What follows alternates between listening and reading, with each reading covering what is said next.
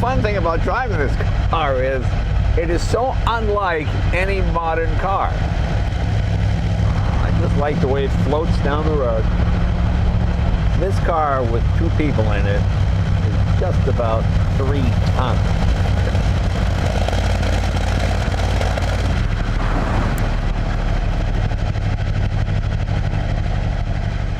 Welcome to another episode of Jay Leno's Garage. The car we're featuring today, the Continental Mark III. Notice I said Continental, not Lincoln Continental, because it was a separate brand at that time. This was the biggest, longest, heaviest American car ever produced. Still is, I think.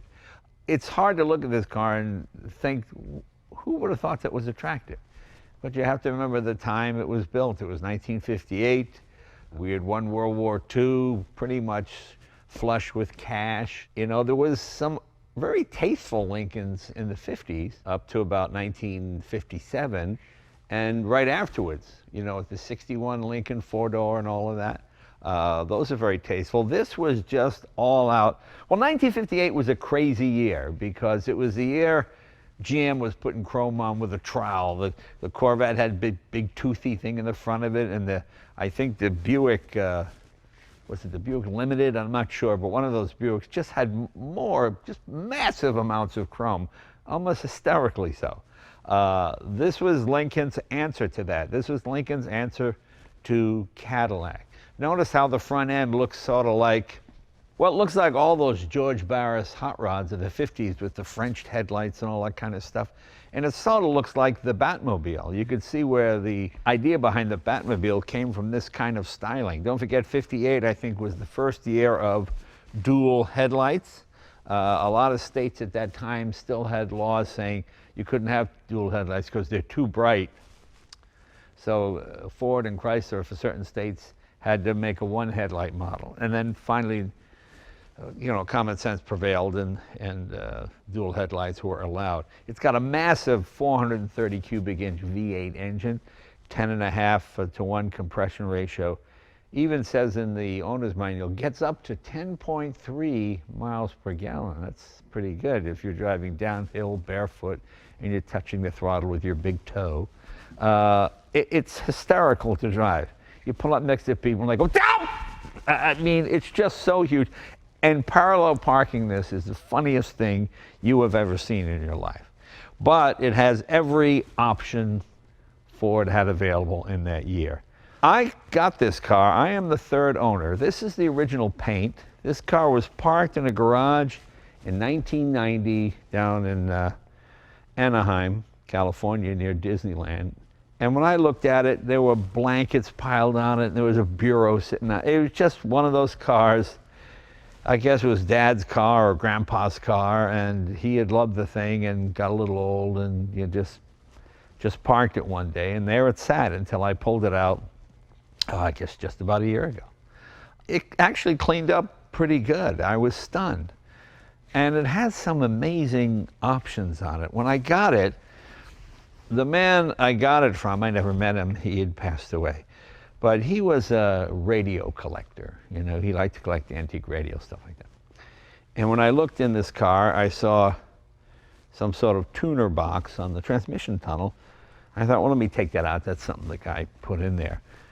I realized this was the first year of FM radio in automobiles, at least for Ford. And at that time, they could not integrate it into the standard AM radio. So they put this giant FM tuner on the transmission tunnel. And then you work it through, it's connected to, you turn on the regular radio, then you have to turn on that one and adjust it. And it's funny, it says, with this FM tuner, you pick up all kinds of wild and crazy radio stations. Because I guess at that time, FM was sort of, I don't know, what beatniks listened to, I don't know. But it's just one of those odd things. It has a central lubrication system. You fill it with oil and it lubricates all the points of the chassis. Has cruise control, which I believe he added later. I don't think that was available in 1958.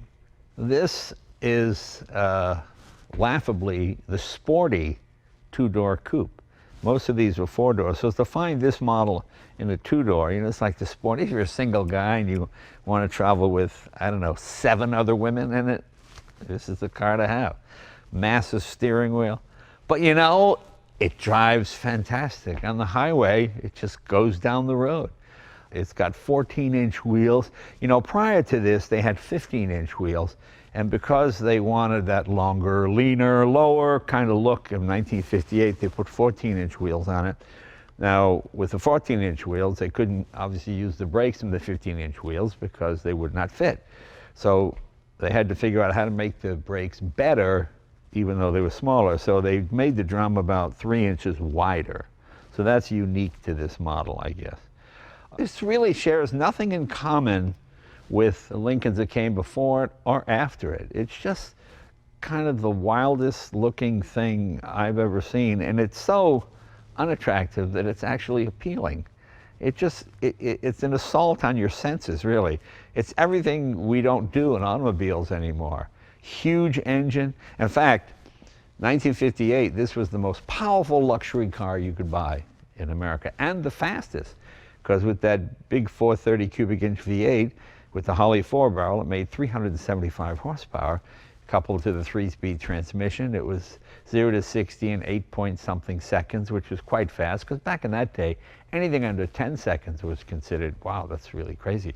This was the fastest accelerating luxury car you could buy of 1958. By 59 and 60, they realized the gas mileage was so awful, 10.3 miles per gallon. And that's driving it rather conservatively. As soon as you put your foot in, you're just sucking down fuel. So they switched to a 2-barrel carburetor, dropped it to 350 horsepower, then eventually down to 315 horsepower in an attempt to get better mileage. The nice thing is this 430 cubic inch engine is just bulletproof. You heard the term hot rod Lincoln. This is where it comes from. You take the engine from one of these and you put it into your 32 Ford or whatever you got, and you got just about the fastest thing around. Yeah, I mean, this grows on you, you know. It's like a big ugly dog, you know, but it's friendly and it's fun. Here's one that's really weird. This back window, it's a Breezeway window. Even though the car does have air conditioning, you can open that window and let smoke and everything out. I believe at the time people called it the fart window, but I don't think they ever put that in a brochure. But the idea was, you know, if you're smoking, you just drop that rear window and all the smoke is out the back. The cool thing about it was people in the Northeast actually liked it because when it snowed, you didn't have to scrape off the back window. It always remained clean because it was in there like that. Anybody know what this is? Well, this is an electronic eye. I don't know what they call it. It's one of those O-matic things they would always use back in the 50s. It automatically dims the headlights of this car so you don't blind the oncoming driver. As soon as the oncoming headlights hit this, it automatically, you know, dims the lights for you. And remember, this is all pre-computer. This is all done with relays and things. So you hear click, click, click, click, you know, when it turns the lights on and off. Those wheel covers are a work of art. Try and find those or try to recreate those. That'll cost you a fortune. If you've got one of these, the old Lincoln and Mercury store in Florida is the place to get parts. I'll put their name up. You got to talk to Herb. You know, I love the guys that save this kind of stuff. And that's what they do. Because when you have one of these and you need a part, where are you going to get it? So you go to well, it is a parts store, but it's more like a club because it's a whole, everybody that has one of these knows Herb. And it's just where you get all your parts, brake boosters, whatever you need, they can do it. And they rebuild a lot of new parts too. So I thank these guys for doing it. Whenever I hear people complain about, well, how much? Well, we'll find another one, okay? Because you're not going to. Look how much chrome, I mean, to do the chrome on this thing, look at this massive front end here. This car was well maintained and well taken care of. I think it was Elwood Engel. I think he was one of the designers of this thing. It just doesn't look like any other Ford before or after. And Ford spent a fortune developing this car. It's sort of a unibody construction deal. I mean, it's pretty amazing. I think this interior was redone at some point. I don't have any real information on it. I know it's the original paint because on the paint code, this strawberry, it's the original color. I think this might have been done in an upholstery shop sometime, maybe in the 70s or 80s. That doesn't appear, it's well done. But the fun thing is when you look at these, when you get the brochure, I just love how tiny the people are compared to the car. You just look like a weeble driving this thing. Look at it, like some 7-year-old going down the road. Just a big giant. And just the idea that, oh, look, you can get his and hers. Look at it. Yeah, good luck finding a garage to put these two battleships in at the same time. Just hilarious. But this was considered just the epitome of good taste and style back in the day.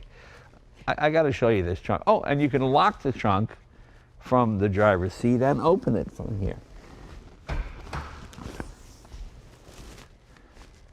The nice thing about this trunk is you can carry every spare part you need for the car with you in the trunk while you're driving. Look at this massive trunk. Of course, electric antenna, you gotta have that. I see young people going, antenna? What? What's that? Cars don't have antennas anymore. Again, this car is unrestored. This is a classic example of ran when parked. Well, that was almost, well, it is. It's parked in 1990, so it was 30 years ago this thing was parked.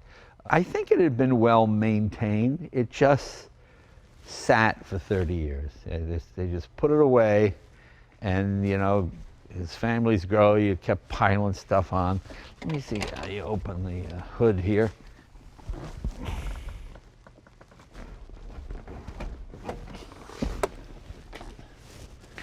Let's see if that opened it.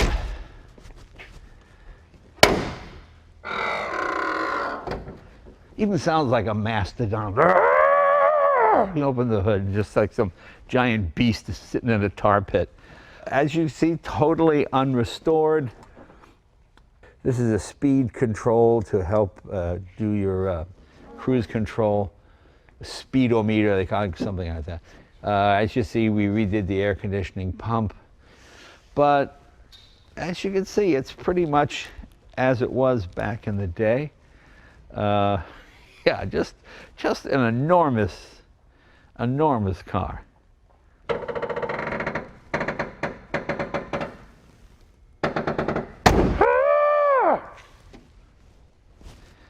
And of course, those massive bumpers, you don't get impaled on that. Oh my God.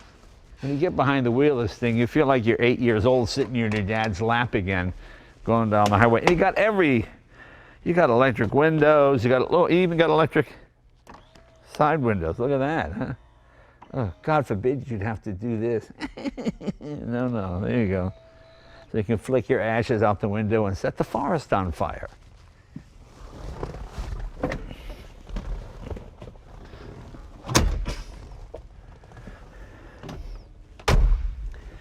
And of course, the complete absence of any safety equipment of any kind. Although this padded dash, I guess, was a nod to that. Ford, to be fair, Ford did sort of lead the way with the padded dashboards back in the day. Oh, ashtrays. Everybody in this car has an ashtray. So everybody's smoking. You've got, what, 5 ashtrays in this thing? And 5 cigarette lighters. Just, God forbid, you have to wait a second to light your cigarette. Yeah, so just driving this down the road, filled with smoke, belching gas. Oh, boy. Well, let's take it for a ride. Now, this still has the original, at least probably original to 30 years ago, exhaust system on it. We've got a stainless steel system coming, because these were dead silent. They didn't make any noise, but you hear a little bit of noise, but not a whole lot.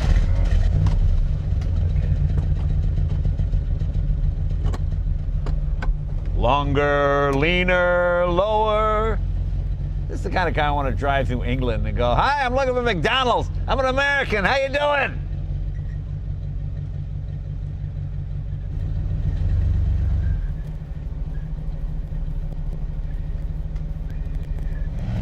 You know, the fun thing about driving this car is it is so unlike any modern car.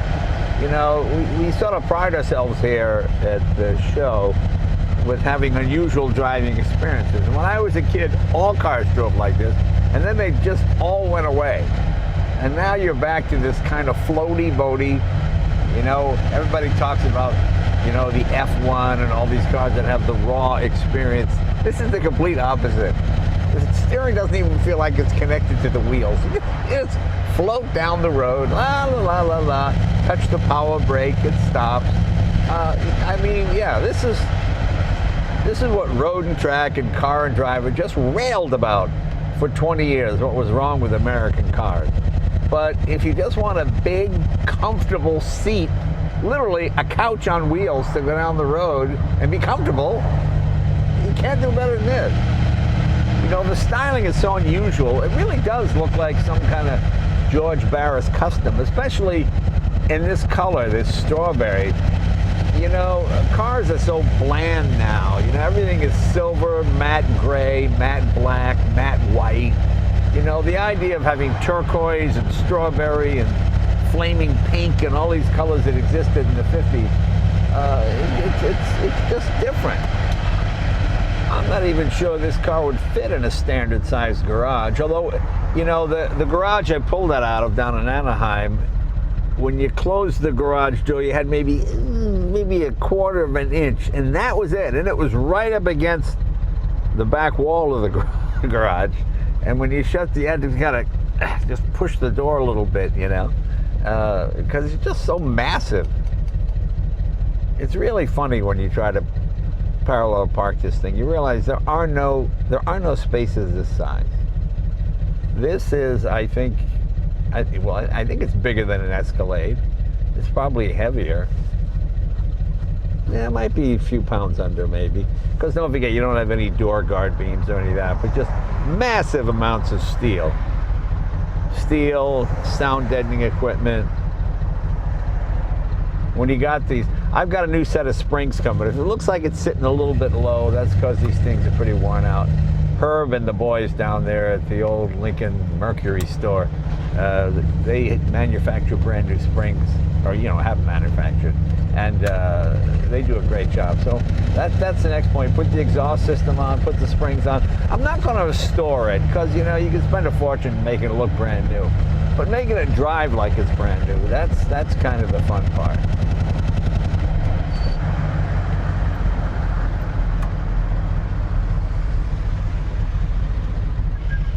Well, look how much room there is in this car. It's just hilarious. And this, actually the dashboard is nicely laid out. You got your extremely complicated system here. You got all this air conditioning, heating. It's all one control. You just turn it to whether you want heat, whether you want air conditioning, you want ventilation, you want, de-icing. It's pretty cool.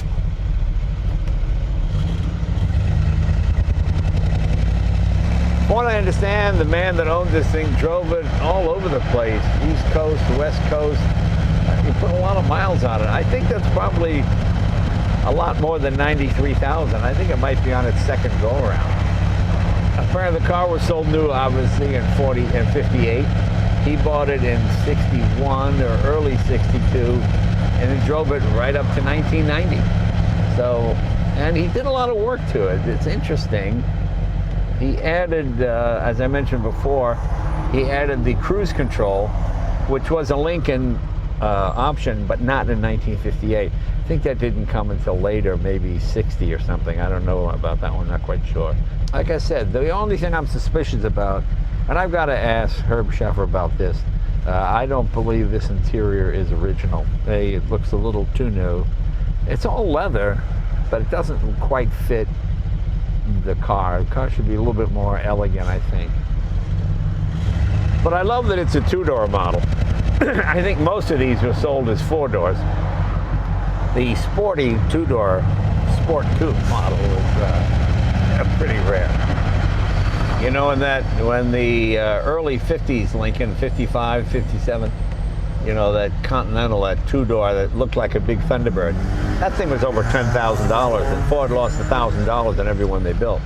When they built this thing, I think they wanted a price ceiling of about $6,000, which doesn't sound like much today, but back then, well, my parents' house was $19,000, so that gives you some idea how much a car costs.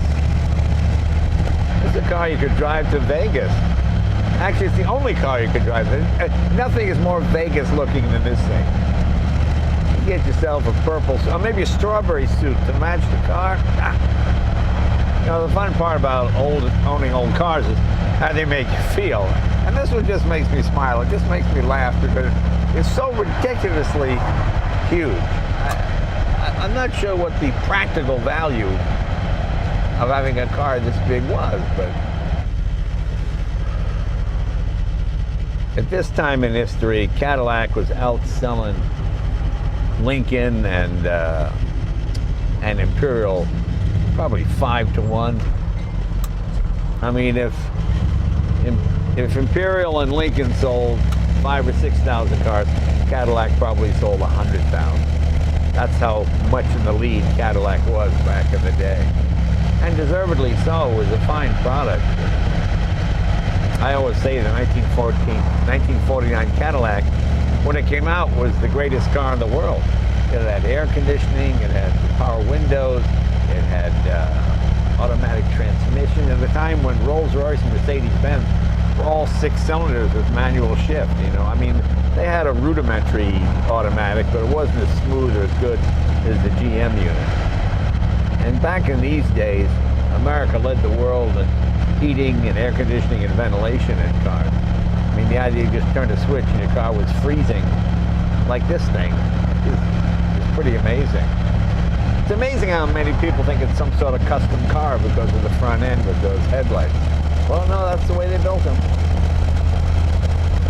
In fact, you can see the influence it had even on Rolls-Royce when they came out with their slanted headlight cars. And I guess what, early 60s. You know, cars were pretty well developed by this period. Like I said, V8, air conditioning, automatic transmission.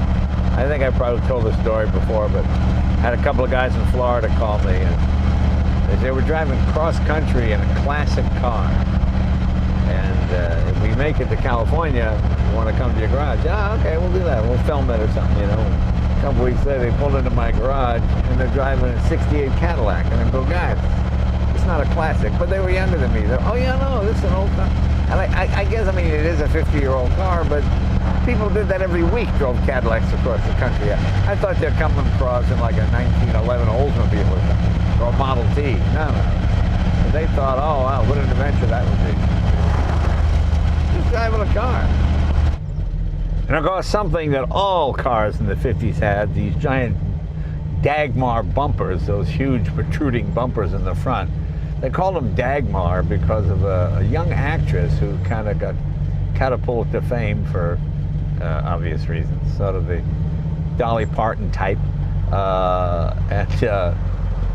They started calling these front bumpers Dagmars. You know, don't forget, that was the 50s. That was the era of the sort of cone-shaped bra and all that kind of stuff that came out for a while there. So I don't think you can get away with it today, but back in the 50s, that's, you know, she was a staple on television. Her name was Virginia Ruth Egner, a name nobody remembers now. Although the name Dagmar still, God, you have to be my age to remember it. Certainly as famous in the day as Marilyn Monroe or Jane Mansfield or any of those, you know. Well, something that they did, which manufacturers still do today, as I mentioned before, it doesn't say Lincoln on the car, it just says Continental. And the idea was to have a brand above the brand. Imperial did that. Imperial used to be a brand of its own, built by Chrysler. And then as it came more and more down market, it became the Chrysler Imperial. I have a '58 Imperial convertible, and that's just an Imperial. It's not a Chrysler. It's an Imperial. And the idea behind Lincoln was, okay, you had your Ford, which your LTD, your Galaxy kind of car. Then above that, you had your Lincoln. And then above that, you had your Continental, which was just the epitome of you know, luxury and style and class and all that kind of thing. And that was the idea here, to make it the Continental, keep it above all the other brands, you know. Like everywhere else in the world, the Acura NSX is called the Honda NSX. But for here, we name it Acura. You know, a Lexus is really just a fancy Toyota, but the name Lexus, you know, they don't like to confuse brands. And if you want to know the reason why, well, remember Volkswagen came out with that, what was that V12 sedan they had for a while, and it was marketed as a Volkswagen. People went, what? $100,000 for a Volkswagen? That's crazy. Well, that's what happens, you know. Believe me, branding works, and that's why they do it. And the idea was, by being the Continental Mark III, oh no, see, that's above the Lincoln. Oh, so people would know. Just like Maybach was above Mercedes-Benz when it first came out. And then Mercedes-Benz bought the name, and they put out their own Mercedes-Benz Maybach, and it just got a little confusing. But this car is rare because, A, it's not rusted out. And once rust hits one of these, oh my God, this thing, the way this was constructed was new for Ford. It was unusual. So to find this one as a two-door and as a car with every conceivable option on it, well, that's pretty rare. And the fact that they all work, I've got to fix the clock. The clock on the dash is not working. But that giant FM tuner thing makes me laugh. And that's where it's mounted, right there in the dash on the transmission side. Of course, nowadays all cars have electric windows, but when I was a kid, oh, look at that. You could open the window over there from here. That's unbelievable. The age we live in. Yeah. I just like the way it floats down the road. This car with two people in it is just about 3 tons. This thing has the carbon footprint of Godzilla. It's just like, oh my God, this footprint, this giant thing.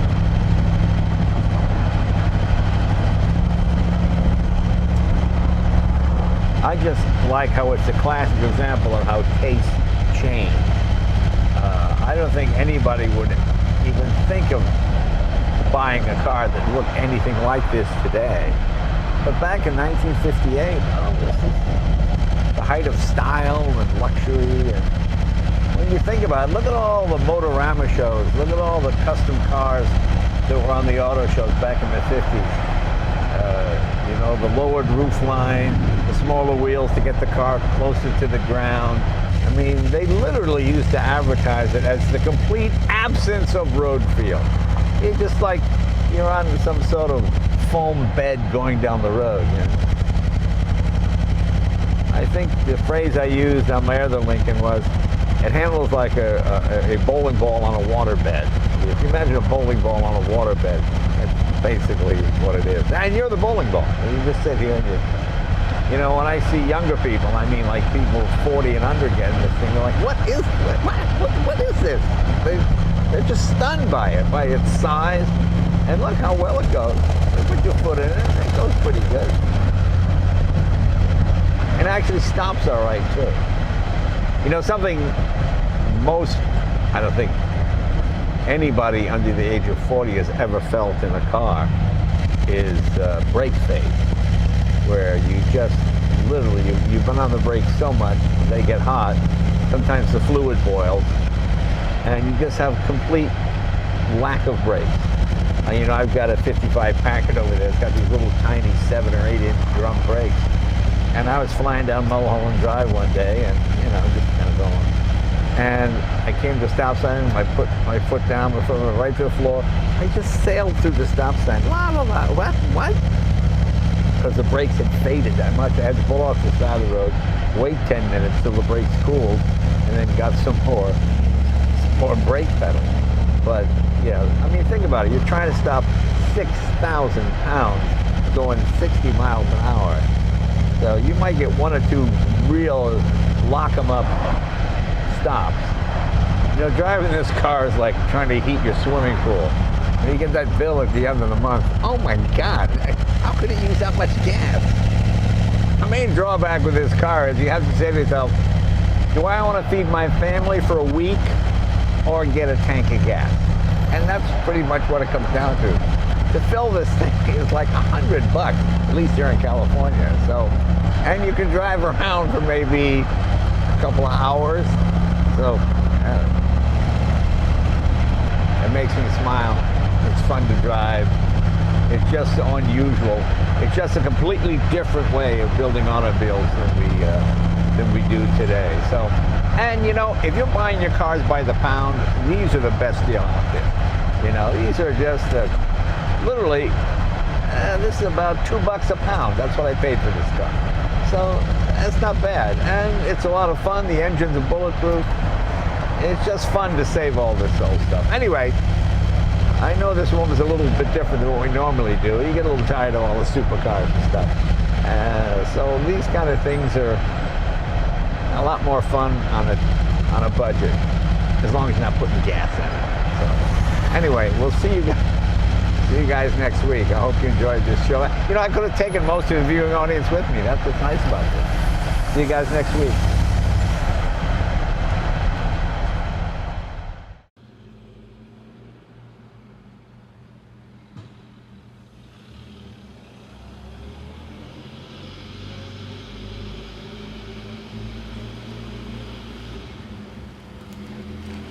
Mm-hmm.